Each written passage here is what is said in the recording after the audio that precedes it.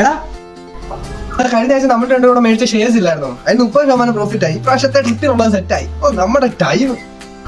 ആ ശരിയടാ. ആടാ ഞാൻ അങ്ങോട്ട് പോവാണേ. എന്തൊരു സന്തോഷമില്ല. ഹലോ. ആടാ എടാ നീ ഒരു കാര്യം അറിഞ്ഞു? UK പോവാന്ന് പറഞ്ഞ് നിന്നെ തേച്ചിട്ട് പോയ പഴയ കാമുകി ഉണ്ടല്ലോ, അവളുടെ വിസ റിജക്റ്റ് ആയി. ഓ നിന്റെ ഒരു ടൈം. ഓ ശരിയാണ്. എന്തോ ഒരു സന്തോഷമില്ല. എടാ കൺഗ്രാജുലേഷൻ, നിനക്ക് ASCAR ടെക്നോളജീസ് പ്ലേസ്മെന്റ് കിട്ടിയല്ലേ? ഓ നിന്റെ ഒരു ടൈം. ആടാ എങ്ങനെയൊക്കെയോ കിട്ടി.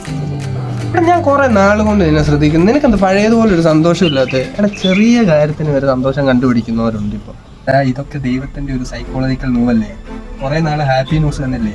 പുറകെ പണി വരുന്നുണ്ട്. നീ ചോദിച്ചോ, നിനക്കുള്ള പണിയും കിട്ടും. ഓരോ അന്ധവിശ്വാസം കൊണ്ട് നടന്നു ഓടാ ഭ്രാന്ത. But how is it even possible? ഇയാളെ പോലൊരു സാധാരണക്കാരന് ഇതെങ്ങനെ ചെയ്യാൻ സാധിക്കുന്നു? അതുകൊണ്ട് നമ്മൾ ആരും കാണാതെ സന്തോഷിക്കണം. വേണ്ടി ഇങ്ങനെ